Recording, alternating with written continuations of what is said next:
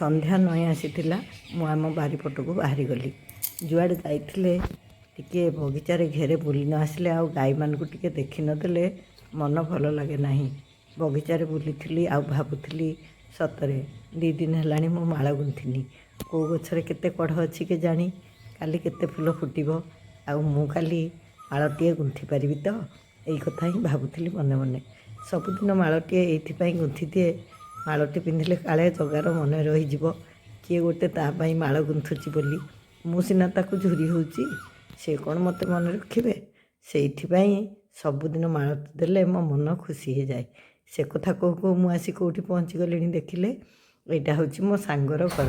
ଆଉ ଆଜି ସକାଳୁ ହିଁ ମୁଁ ତା ଘରୁ ବିଦାୟ ହେଇ ପଳେଇ ଆସିଲି। ମୁଁ ଯାଇଥିଲି 2 ଦିନ ହେଲାଣି। ବୁଧବାର ସକାଳୁ ମୁଁ ଘରୁ ଯାଇଥିଲି, ହେଲେ କେତେ ସେଣାରେ ପାଣି ଉଠିଲା ଟିକେ ଦେଖନ୍ତୁ ତ। ମୋର ଏଇ ସାଙ୍ଗ ମୋର ସିଟିମେଟ୍।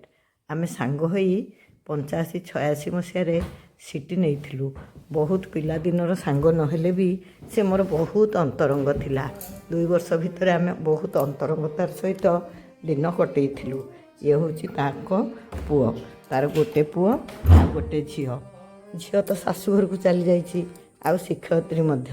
ତେଣୁ ତାଙ୍କ ସହିତ ଦେଖା ହେବାକୁ ସୁଯୋଗ ମିଳିଲା ନାହିଁ। ହେଲେ ପୁଅ ସଙ୍ଗେ ମିଶି ମୁଁ ବହୁତ ଖୁସି ହେଲି। ଆପଣ ଜାଣିଛନ୍ତି, ଭଗବାନ ମୋତେ କଳାତ୍ମକ ରୁଚିଟିଏ ଦେଇଛନ୍ତି। ସବୁଦିନେ ମୁଁ କଳାର ପୂଜାରୀ। ଆଉ ଏ ପୁଅ ଏତେ କଳାର ଅଧିକାରୀ ଯେ ତାଙ୍କ ସହିତ କଟେଇଥିବା ସମୟ ସବୁ ମୁଁ କଦାପି ଭୁଲି ପାରିବି ନାହିଁ। ସୁନ୍ଦର ଗୀତ ଗାଉଥିଲେ, ହାରମୋନିୟମ ବଜାଉଥିଲେ, ଆଉ ବଇଁଶୀ ବି ବଜାଉଥିଲେ। ଆଉ ମୁଁ ସେଇଠି ରହି ସନ୍ଧ୍ୟାଟିକୁ ବଡ଼ ମନୋଜ୍ଞ ଭାବରେ କଟେଇଥିଲି। ସଞ୍ଜୁ ତ ତା କାମରେ ବ୍ୟସ୍ତ ରହୁଥିଲା, ତେଣୁ ସେ ବେଶୀ ସମୟ ଦେଇପାରୁନଥିଲା। ହେଲେ ମୁଁ ଯାଇ ସେ ପୁଅ ପାଖେ ବସି ତା ଗୀତ ଶୁଣିଲି। ଆହୁରି ଖୁସି ହେଲି ଯେ ସେ ଗୋଟିଏ ପ୍ରତିଷ୍ଠିତ ଟିଭି ଚ୍ୟାନେଲରେ ଗୋଟିଏ ସଙ୍ଗୀତ କାର୍ଯ୍ୟକ୍ରମରେ ଏବେ ଯୋଗ ଦେଇଛନ୍ତି, ଆଉ ନିୟମିତ ଭାବରେ ତାଙ୍କର ଗୀତ ମଧ୍ୟ ଶୁଣିବାକୁ ମିଳୁଛି।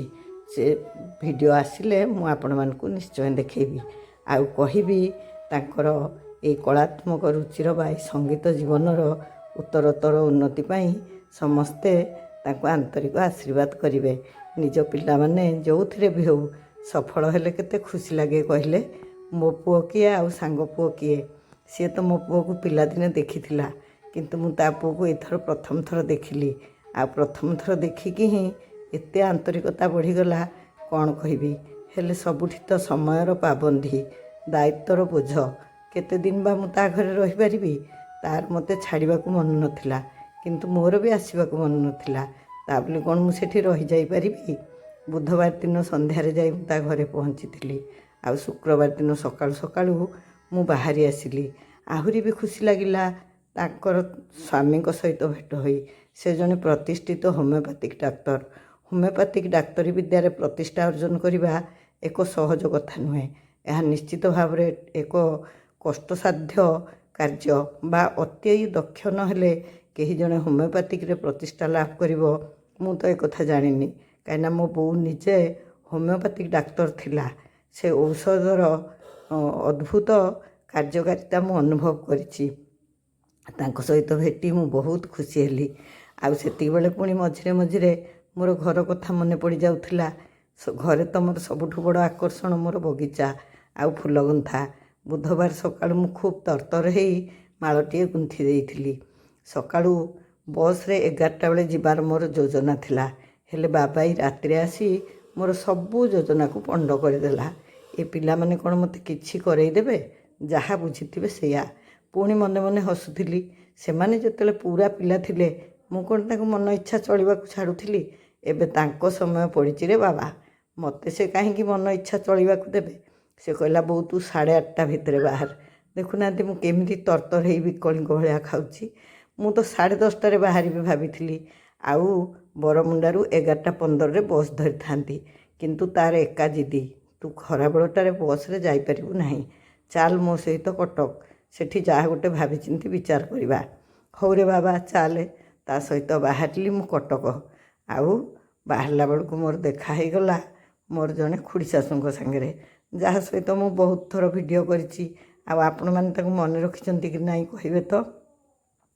ବାବାଇର ତାଗିଦରେ ତରତର ହେଇ ବାହାରିଲା ବେଳକୁ ପୁଣି ତାଙ୍କ ସାଙ୍ଗେ ଭେଟ ହେଲା। ଆଉ ଦିପଦ କଥା ନ ହେଇ କ'ଣ ମୁଁ ପଳେଇଯିବି? ମୁଁ କହିଲି ଟିକେ ରହମ, କେଉଁ ଦିନୁ ଦେଖା ହେଇନି, ମୁଁ ଦୁଇ ପଦ କଥା ହେଇଯାଏ।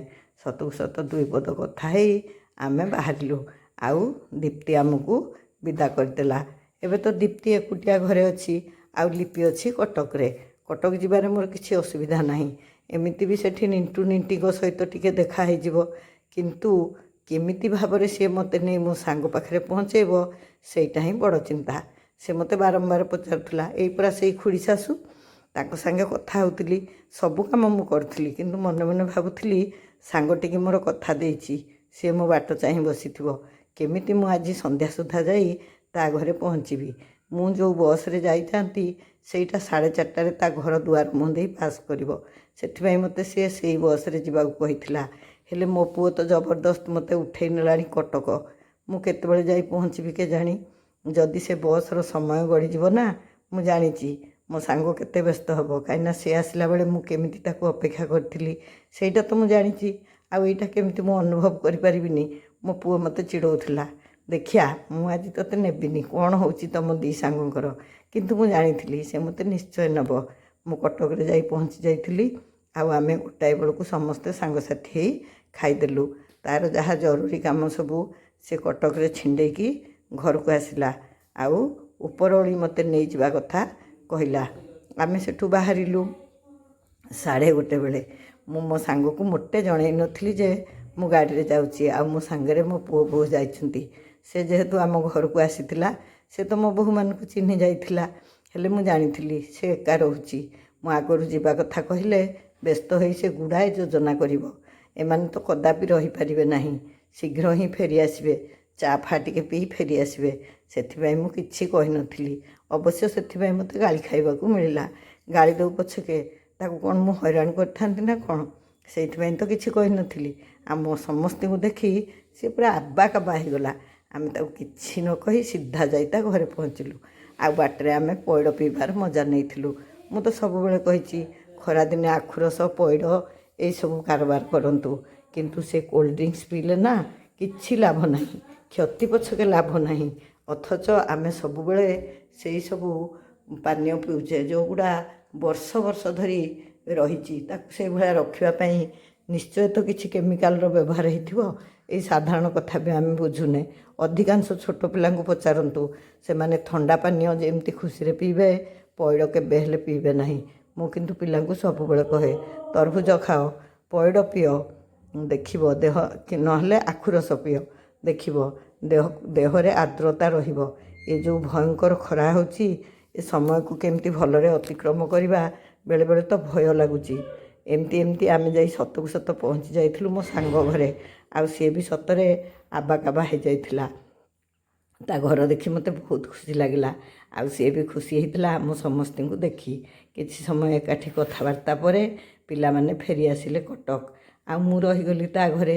ତା ଘରର ପରିବେଶ ମୋତେ ବହୁତ ଭଲ ଲାଗୁଥିଲା। ଚାରିଆଡ଼ ଫାଙ୍କା, ଆଉ ତା ବଗିଚାରେ ବି କେତେ ସବୁ ଗଛପତ୍ର ମୁଁ ତ ଆପଣଙ୍କୁ ଆଉ ଗୋଟେ ଭିଡ଼ିଓରେ ଦେଖେଇଛି। ଆଉ ମୁଁ ହୋମିଓପାଥିକ୍ ବାବଦରେ ତାଙ୍କ ସ୍ୱାମୀଙ୍କ ସହିତ ଯାହା କଥାବାର୍ତ୍ତା କରିଥିଲି ତା'ର ଭିଡ଼ିଓ ବି ପକାଇ ଦେଇଥିଲି, ଆପଣମାନେ ଦେଖିଥିବେ। ମୋତେ ତ ବହୁତ ଉପାଦେୟ ଲାଗିଲା ବୋଲି ମୁଁ ସେ ଭିଡ଼ିଓଟି କରିଥିଲି। ଆପଣମାନଙ୍କୁ ତାହା କେମିତି ଲାଗିଲା ମତାମତରେ ଜଣାଇଥିବେ ନିଶ୍ଚୟ। ଏମିତି ସମୟ ଦ୍ରୁତ ଗତିରେ ଚାଲୁଥିଲା। ଆଉ ମାତ୍ର ଗୋଟିଏ ରାତିର ରହଣି ପରେ ଶୁକ୍ରବାର ସକାଳୁ ସକାଳୁ ମୋତେ ପୁଣି ଫେରି ଆସିବାକୁ ହେଲା। ସେତେବେଳେ ମୁଁ ଗୋଟିଏ ବସ୍ରେ ହିଁ ଆସିଲି।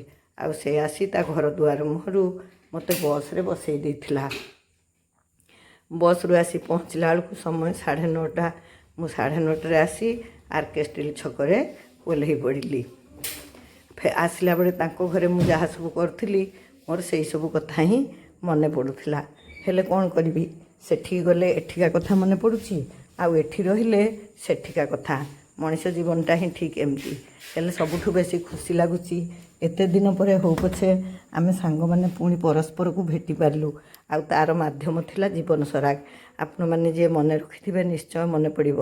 ବହୁଦିନ ପୂର୍ବରୁ, ପ୍ରାୟ 1.5 ବର୍ଷ ପୂର୍ବରୁ ସେ ଆମ ଘରକୁ ଆସିଥିଲା। ଆଉ ତାରି କଥାରେ ହିଁ ମୁଁ ମୋର ଦାନ୍ତକୁ କଟକରେ ଯାଇ ସଜାଡ଼ିଥିଲି। ଆଉ ଏବେ ଭଗବାନଙ୍କ ଦୟାରୁ ଟିକେ କିଛି ଭଲ ମନ୍ଦ ଖାଇପାରୁଛି। ଆଉ ଦାନ୍ତଜନିତ କଷ୍ଟରୁ ମୁକ୍ତି ପାଇଛି। ସେଇଭଳିଆ ଗୋଟେ ଅନ୍ତରଙ୍ଗ ସାଙ୍ଗକୁ ଏତେ ଦିନ ଭେଟି ମୁଁ ମନେ ମନେ ବହୁତ ଖୁସି ହେଉଥିଲି। ଆଉ ଘରକୁ ଫେରିଲା ବେଳେ ତାରି କଥା ହିଁ ମନେ ପଡ଼ୁଥିଲା। ଆଜି ସନ୍ଧ୍ୟାରେ ମୁଁ ଘରେ ପହଞ୍ଚିଲି। ପୁଣି ଏଠି ଚିରାଚରିତ ଦିନଚର୍ଯ୍ୟା ଚାଲିବ। ମୁଁ ପହଞ୍ଚିକି ପୁଅକୁ ଫୋନ୍ କଲି। ସେ ଆର୍କେ ଷ୍ଟିଲ୍ ଛକରୁ ମୋତେ ଘରକୁ ନେଇ ଆସିଲା। ଏ ବନ୍ଧୁତ୍ୱ ଆଉ ତ ତୁଟିବାର ନାହିଁ। ବହୁ ବର୍ଷର ବିଚ୍ଛେଦ ପରେ ଏ ମିଳନ ହେଇପାରିଛି। ତେଣୁ ଆମେ ବହୁତ ଖୁସି ଅଛୁ। ପୁଅ ଆଣି ଘରେ ଛାଡ଼ିଦେଲା। ମୁଁ ଜାଣିଛି ସେ ନିଶ୍ଚୟ ମୋ କଥା ଭାବୁଥିବ, ଆଉ ମୁଁ ବି ତା କଥା ଭାବୁଛି।